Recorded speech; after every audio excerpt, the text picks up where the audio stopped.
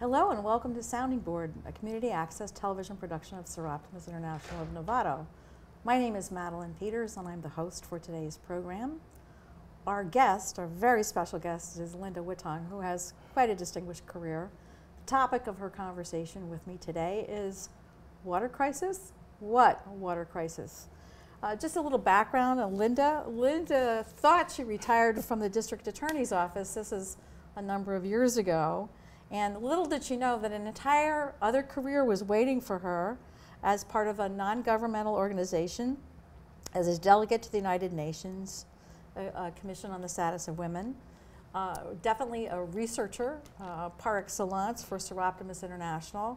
And her journeys have taken her across the United States and to Europe and who knows where else. But Linda, I'm so delighted to have you here with us. Again, this is tapping into just one small aspect of the vast information that you have, and you've been able to share at the UN, both in New York and in Geneva. So thank you very much for being here. So, well, thank you for having me. A little bit about you. Well, I think more the organization that we both represent is Soroptimist International, and so I'm their research consultant. But the president of Soroptimist International, Marit Verhoef-Cohen, yes, is not only the president of Soroptimist International, but she's the president of Women for Water Partnership. And that is how I got involved with the issue of water. Before that, I could have been like a lot of people, which is crisis, what crisis? But that's changed. Well, it's changed. I think Marie changed me as well. Yeah, well, she's good at converting people. Well, it was instantly. So anyway, thank you for bringing her, up her name and her work. She's the president of Women for Water. Yes, she is. And her knowledge and her ability to articulate really launched you in your research and me in my appreciation for the work that she does, and also providing me with an idea and a much more greater understanding of the scope of the water crisis. The global scope, and it includes us locally as well. But anyway, you have a lot to share, so this is your program. Go ahead. Do, and I'm going to look down from time to time to make sure my notes cover all of the really important bullet points here. If you look at Cape Town, that's a preview of coming attractions. Cape Town, South Africa, right. Yeah, and the reason is that it went from being described as one of the best cities to visit by the New York Times and is now having the dubious honor of being one of the first large municipal cities that may very well run out of water. Originally it was going to run out of water this summer, and now they're pushing it to 2019. So the question really is, folks, do we want to end up in a world of Mad Max and have other Cape Towns, or do we want to step up now and fix this? Some other points, though, for people to know regarding this issue is, I liken it to, it's like driving a car and you're looking backward and you're going, oh, well, we solved this problem with the drought. And you're busy looking at your rearview mirror and you're not seeing where you're going until you're at the tip-off point with the cliff. And if we're not careful, that's what's going to happen here. Well, that's become very clear, too. Yeah. I think certainly, but you've got the different points. I remember Cape Town. Cape Town itself was always struggling with water, having enough water for its people. This is, well, maybe 10, 15 years ago, but nobody heard about it. I think the big thing that you bring up is it's now been brought to the attention of the international community. The international community may not have known about it, but the people there had some warning, but they didn't think it was possible, because when they were being warned, there was at least 3 dams that were full of water. You know, what's the problem here? Not factoring the climate change, not factoring what a 4-year or 5-year drought, historic droughts for I think much of the globe can do to your water reserves. I think everybody, I hope everybody's paying attention now. So that's gone Cape Town, but there are other things other elements that we had talked about earlier that really are bringing this up to the international forefront. And I want to make sure, my job is the pacer. Yes, ma'am. Yes, ma'am, it is. The other thing that I would want to say at this point is there's billions of people right now that are suffering from a lack of access to safe drinking water and sanitation facilities. And if we don't do anything, the future doesn't offer us any solace, because the projection is that by 2050 or earlier, 40% of the world are going to suffer from a chronic lack of water, 40%. 40%. And for the people who go, well, but my area is fine, it's going, yes, but if there's 40% of the people who don't have enough water, they're going to go where there is enough water. Well, exactly, because Yeah. that's the problem too, Yeah. is people who don't have access to water, Yeah. something has to happen because they can't Yeah. survive. It's called conflict. Right. It's called conflict. Yeah. At any rate, I'll get to that. But there's some cities in the United States, before we move on, that are also subject to this type of threat. And Los Angeles is one of them. It's basically been historically one that would have droughts where there's a real shortage of water. I wasn't around for the California water wars, but there was a movie made out of it where it got really nasty about who was going to have the water. And it's been decades since then, but during the drought, I'm according to my notes, it was the worst in the last 1,200 years. And they were really seriously thinking, you know, what are we going to do with our water supply? How are we going to meet this head on? And for a while, in 2015, it was a 25% cut in water. And you and I remember. We've oh lived yeah, through oh that, yeah, and oh are yeah, actually yeah, yeah, living yeah. through that now. Yeah, yeah. And actually, there's parts in Northern California who went completely without water, and they had to have water shipped to there. And I think there's still some areas there that are really dealing with this water crisis that perhaps we don't hear so much about. Well, one of the things that's a problem too is you may be able to solve the water crisis in your own backyard. But the rest of the world. Well, it's Right. not even the rest of the world. You go to just maybe the next town or the next county, and the situation there is dire. So it impacts all of us. It does. We're all in this together. You know, we have nowhere else to go. We're all here in this planet. Right. Let's make the best of it. Salt Lake City was a next one that they were projecting an increase of temperature by an average of 3.8%.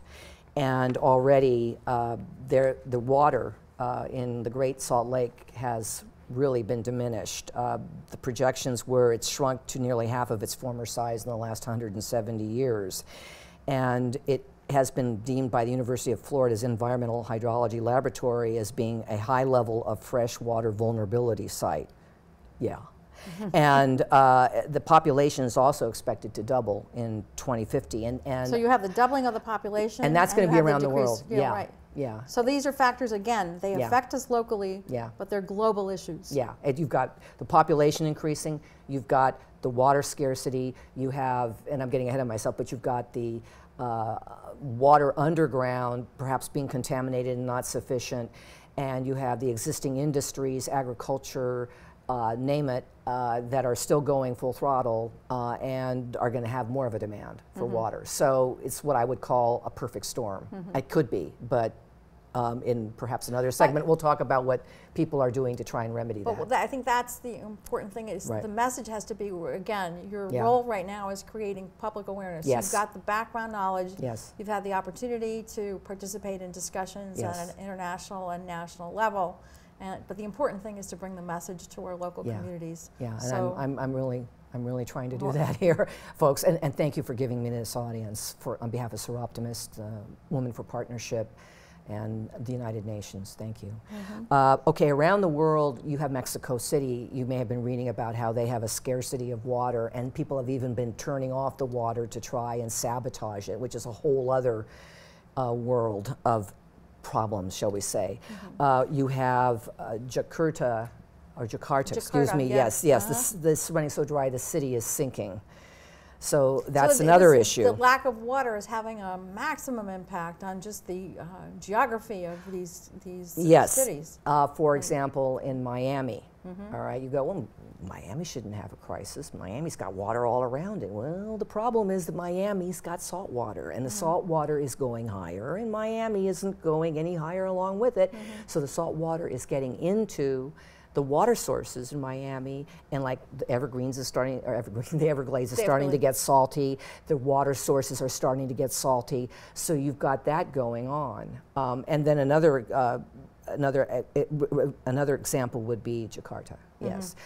Then another example I looked at was Sao Paulo in Brazil, where the water during 2015 was so low that the pipes were full of mud, and people were going and ripping off or looting the emergency water trucks And that was another thing that was talked happening. about conflict, if there's lack of water. Well, it can be neighborhood conflict, it can be community conflict, regional, state, nation, international. I think there's examples throughout the world of that with water, even as we speak, unfortunately. And then, of course, there's Flint, Michigan.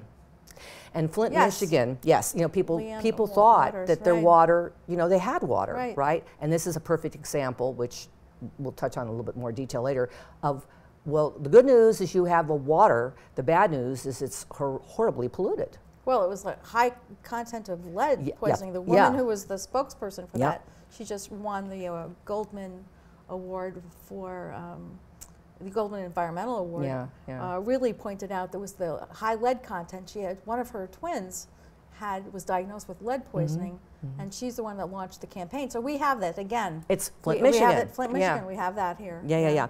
And the other thing is, you have states in this country who have aquifers, where they a lot of their population still draws water from them, or they draw water from the stream, and those are contaminated with waste, sewage. They have landfills that go into the ground. They have industry, agriculture, all of that going into their underground water reserve and polluting it. So you've got that issue too, both in the United States as well as Europe. In Europe, I think over 20–30% of Europe gets water from an underground source, and some of them are completely dependent on it, and some of them, like areas of Greece, maybe 30%, but it can be as high as 50%. But it also increased risk of contamination at those exactly. Of the water. Exactly. You have access to. And what they've been doing is they've realized that, you know, this is underground. We really can't tell how much of a pollution there is. And so they're starting to monitor. They're doing all sorts of measures, which again, I could get to later. There's just so much information here. So we'll set you up for an entire series. There you go. There you go. Part 1, part 2. So again, I mean, there were a couple of other points that you wanted to make. This is sort of creating awareness, and we'll go on and do further shows, kind of getting a little bit deeper into the problem. But I just want to make sure that you're able to cover the key points. I'm going right on track here now. Okay. The World Economic Forum's 2018 Global Risk Report listed the water crisis, as being one of the top 5 impacts this year that could really put us in a runaway society, or really put our planet on the brink if we're not careful. And it's amazing how many people don't even know about that report, and that don't know about its findings. But throughout the years, they've been talking about the water crisis being a risk to the world and to the world's security, and a cause of conflict, and a cause of a tremendous amount of death and dislocation and even migration. But it's right there up top 5, folks. You know, I mean, top 5. So it's important for our listeners to really pay close attention to this and realize that this is a problem that's affecting all of us now. Yes, and the UN representatives have said it's, you know, if we don't do something, the damage that's going to be caused is going to cause a, quote, runaway collapse of society as we know it. I wrote that down because, you know, that's a pretty heavy warning from my perspective. It's now by the UN considered to be one of the highest priorities. The problem is with respect to statistics of the people that are suffering from a lack of water.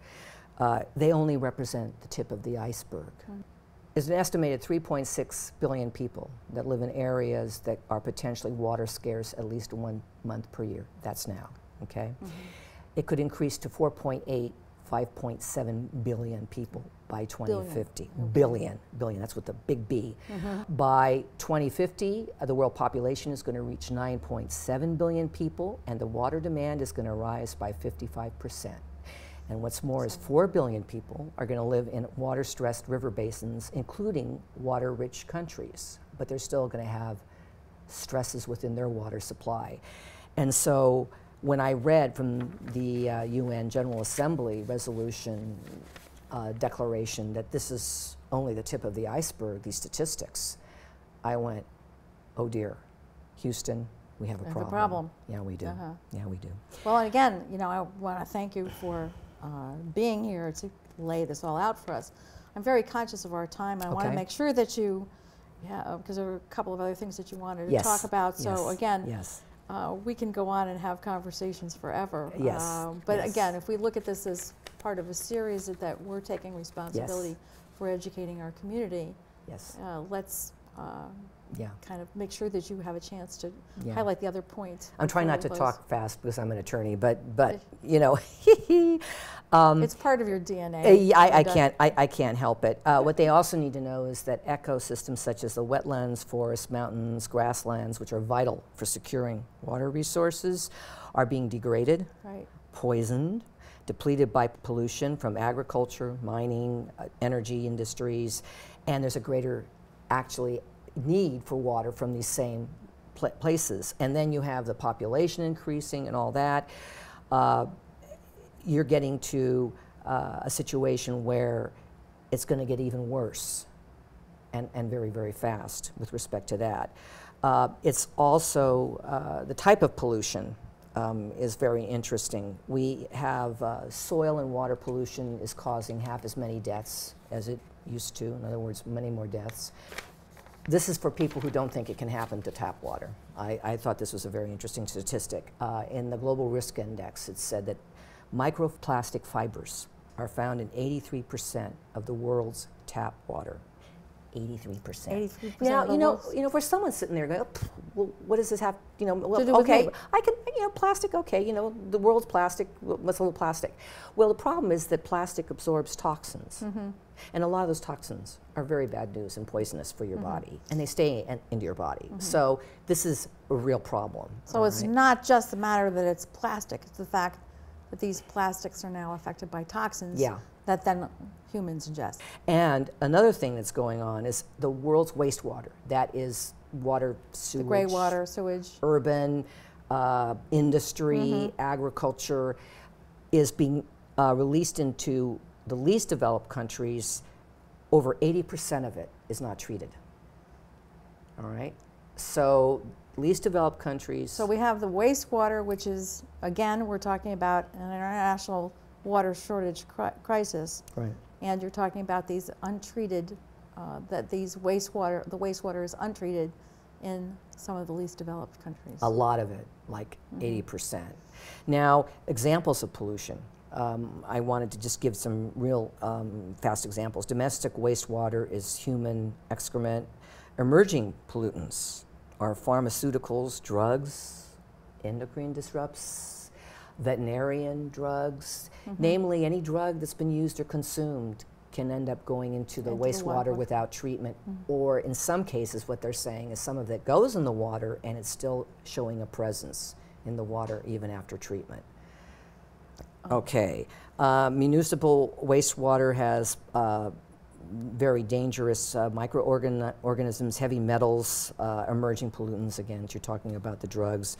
It also will have, in urban wastewater, I wrote down rubber, motor oil, heavy metals, not degradable trash, plastic from roads and parking lots, and fertilizers and pesticides. The pesticides are coming from the lawn. Right, right, and they're Okay. leaching in. Yeah. Well, you've been very clear in terms of kind of creating a context for understanding the water crisis both on an international level and on a local level. Right. And then looking at pollution. There was one, just before we close, I know that we're concerned, both of us are concerned about who is affected. Yes. And so just if you can take 30 seconds before we close to kind of mention that, I and can, then I can. You and I can go on and have lots of lengthy conversations. But our viewing audience, I'd like to focus on one topic. Submit questions. Yeah, okay. I know. You know, the people who are impoverished, who are already being left behind, stand to be left further behind by this crisis. And unfortunately, many of them, the majority of them, are women and girls. And we can't leave almost 50% of our population as being unrepresented in getting their human right, fresh and clean water. We need to do something about that. Well, Linda, thank you very much for your in-depth research, your leadership on this, both for Soroptimist International, our local clubs, and internationally for the work that you've done at the United Nations. And again, I really appreciate your bringing this message here. So, and I appreciate you hurrying the attorney along too. That's a tough job, that's folks. That's just part saying. That's part of my job. So again, thank you to Linda Witong. Sure. My name is Sure. Madeline Peters.